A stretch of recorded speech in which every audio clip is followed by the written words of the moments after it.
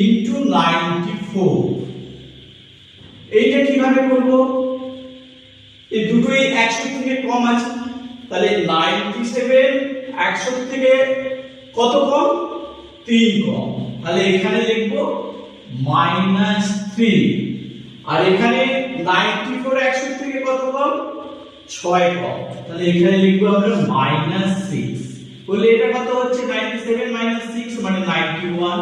আর এখানে 94 3 করলে কত হচ্ছে? 91। তাহলে এখানে কি বসাবো? 91 বসিয়ে দিলাম। এরপরে আমরা কি করব? এই যে -6 আছে আর -3 আছে, এই -6 আর -3 গুণ করব। গুণ করলে কত হয়? 18। তাহলে 18, এইটাই আমার অ্যান্সার।